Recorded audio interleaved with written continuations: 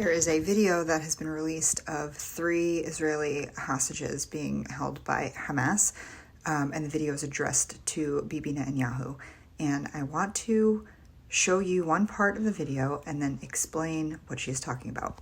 שחרר את האזרחים שלהם, שחרר את האסירים שלהם, שחרר אותנו, שחרר את כולנו, תן לנו לחזור למשפחות שלנו עכשיו! עכשיו! So she's talking about freeing their prisoners. She's talking to Bibi Netanyahu and saying, free their prisoners. This is the most important piece of information that you need to understand why all of this started happening in the first place. By all of this, I meant the events of October 7th. Everything else has to do with the occupation. This is a report from the United Nations Human Rights Council back in July of this year. In this report, it says, currently, there were 5,000 Palestinians in Israeli prisons, including 160 children, and approximately 1,100 of them are being detained without trial or charge. This is illegal under international law. Under international law, these Palestinians being held by Israel are considered hostages. They have kidnapped, and they regularly kidnap Palestinians from their homes, from their families, and imprison them for years without any hint of release or a trial to lead to a release ever. These are the prisoners this woman is referring to. This is why Hamas took hostages.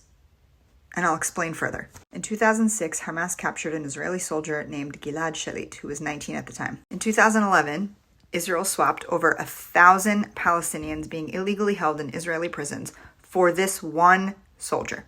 Over 1,000 Palestinians released in exchange for one soldier. At the time of October 7th, when Hamas captured over 200 Israelis, they had more than enough to swap out a total exchange to release all Palestinian prisoners being illegally held by Israel. That was the purpose of taking hostages. In the last 2 weeks, Israel has kidnapped an additional 5,000 Palestinians. The total of Palestinians being illegally held in Israeli prisons right now is 10,000. They are illegally holding hostage 10,000 Palestinians. They took 5,000 people in 2 weeks. They took over 4,000 workers from Gaza and an additional 1,000 people in occupied West Bank. There is no Hamas in the West Bank. You have to question why you were so quick to believe that brown people are doing heinous things just for the purpose of being heinous and being terrible. This is what the media is telling you, that they took these hostages specifically to be evil, to torture them, to torment them, to kill them, when in actuality, as more are being released, all of them are talking about how well they have been treated by the people who captured them. They have made sure that you have completely ignored the purpose of why all of this happened on October 7th.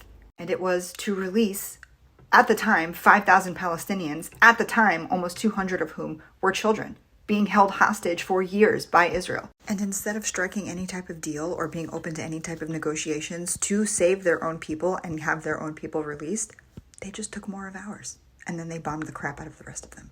If we need to contextualize everything, there's your context.